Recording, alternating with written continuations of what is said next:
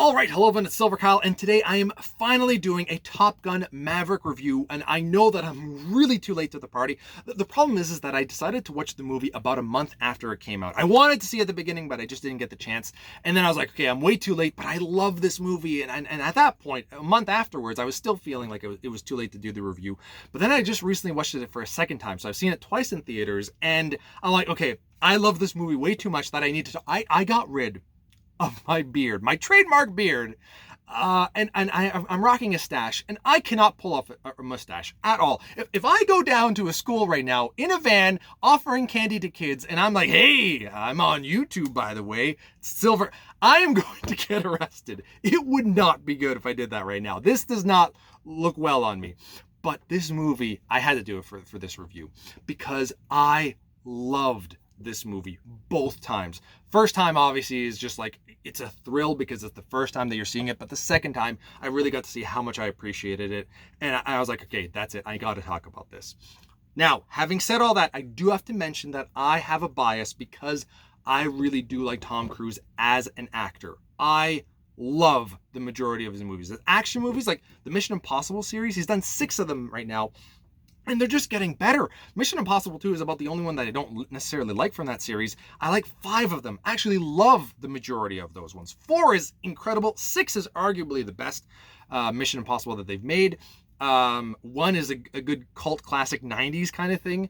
It's got a good 90s vibe to it. It's not as good as the others, but it has certain elements of nostalgia that I really like. Collateral, I freaking love. I really wish that Cruise would end up being a villain more often. He was incredible in that. Edge of Tomorrow, Minority Report, Last Samurai. The guy's done quite a few good films. Rain Man, Days of Thunder to a degree, in a campy feeling, like a guilty pleasure. The guy, I really dig the guy. A Few Good Men. The guy's done a lot. So I have to mention that. If you don't like Cruise, I still think that there's a chance that you could end up enjoying this because it is such a good film. But if you don't like Cruise, I do understand where you are coming from. That's a separate conversation altogether. Now, this movie will not have any spoilers other than what you've seen in the trailers. So, trailer comes out and I'm like, okay, I need to see Top Gun. I've said all of this about loving Tom Cruise, and I haven't seen Top Gun, one of the movies that kind of made him back in the 80s. It was also released the same year that I was born. Love Tom Cruise, love action movies, didn't see them, and I was born in the same year that it was released and didn't see it. Finally, the trailer came out. I watched it a few weeks before the movie had come out to get a grasp of what's going on, and I didn't really like it. It's about a 5, maybe a 6 max on the way that I review movies. It's just okay. There's obviously some nice things about the rivalry between Iceman and Maverick. The Maverick character is really interesting with Tom Cruise even back then, but I was like, it was okay. The trailer, though, really sold me, so I wanted to see it, no matter what, even if the first one wasn't good. Another nice thing is that the movie does a good job of explaining the things that happen in the first movie that are important to the story. So you could go into this not have watched Top Gun 1, and you'd be fine. You would still get all the feelings that you need to feel in this movie, which they have quite a few emotional roller coasters. Not only is the action sequences phenomenal in this, and you're going for an actual thrill ride while you're in these jets and with these pilots that are actually in these jets, not CGI.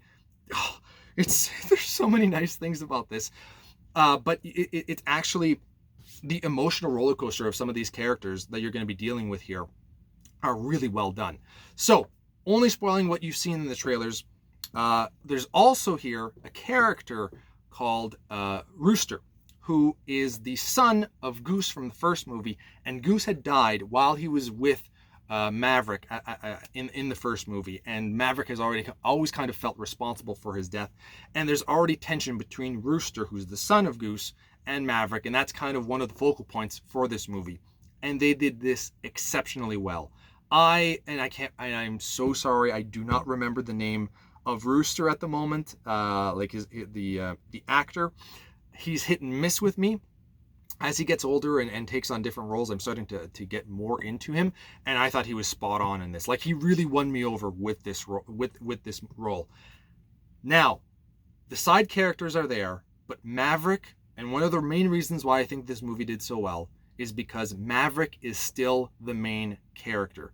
They always bring these movies from back in the 80s or the 90s or the 2000s. They make a sequel years later, decades later, and they think that because they're just putting in the old actors in a side role that we'll be invested and interested. And we can be, but we're not there for new characters. You can definitely have new characters, and we can like these side characters and secondary characters, but we're in there because of the franchise and the old actors. We don't really care how old they are. Does anybody care how old Harrison Ford is when he came back as Han Solo? No.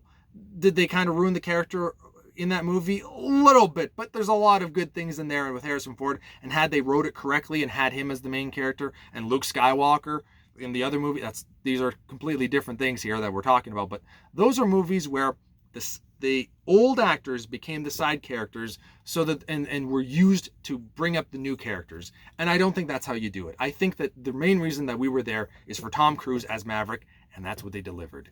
It was freaking incredible. Maverick alone is an interesting character because he pushes the limits.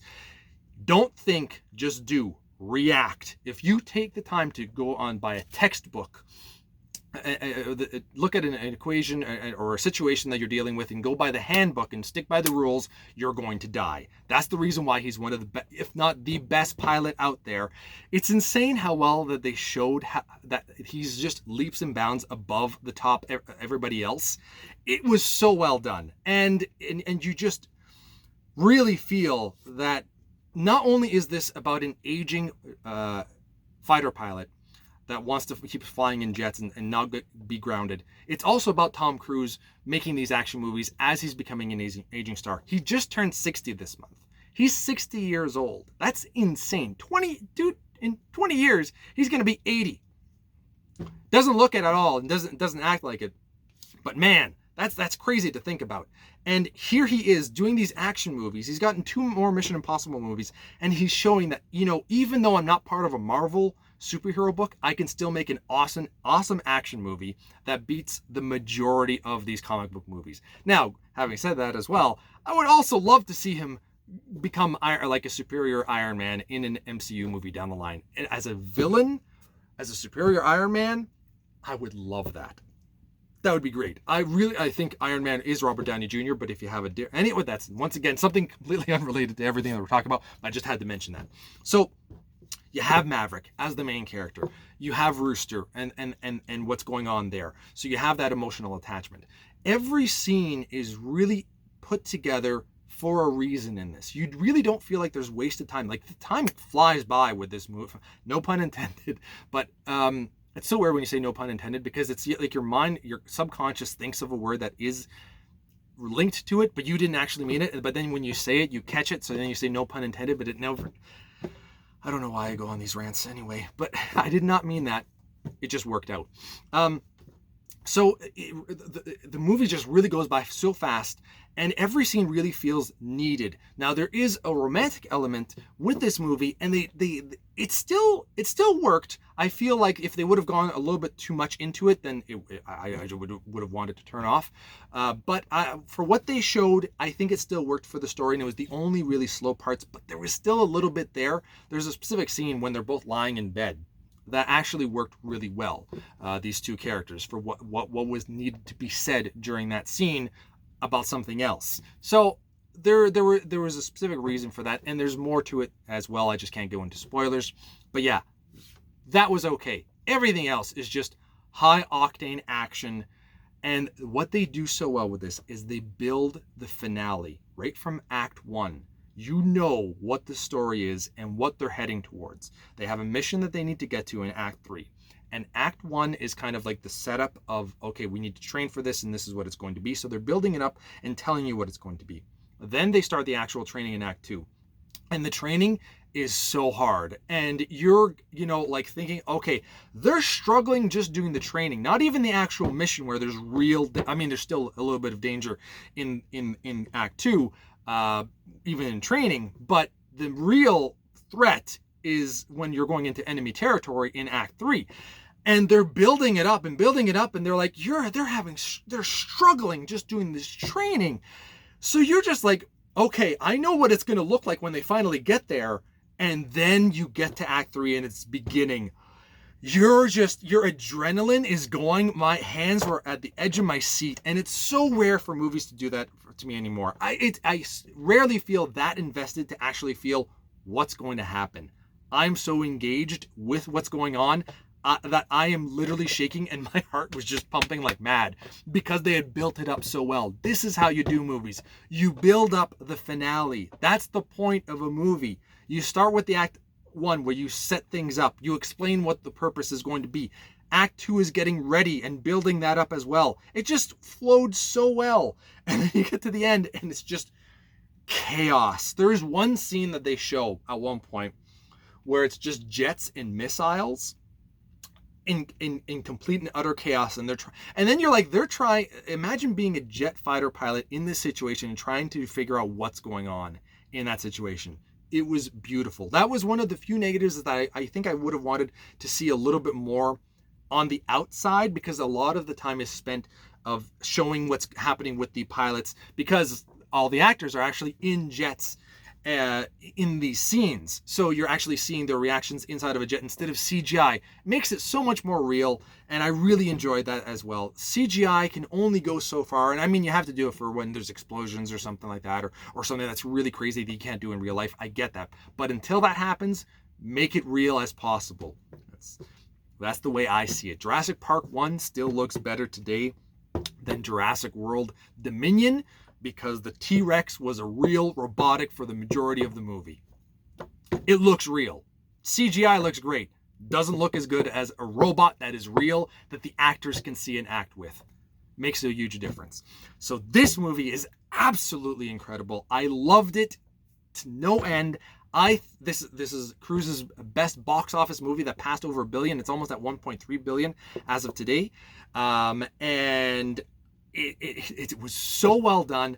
I'm going to give it a 9 out of 10. This is something that is extremely rare for me. I rarely ever give 9s. 10s are almost impossible. I think I have 5 movies that are a 10, and 9s are relatively maybe 20 of them. So this is it's not only the best movie of the year, leaps and bounds from the movies that I've seen so far, but it's also one of my favorite movies of all time. I absolutely loved it. If you're still able to go see it in theaters, I strongly implore you to go do that if you haven't done so.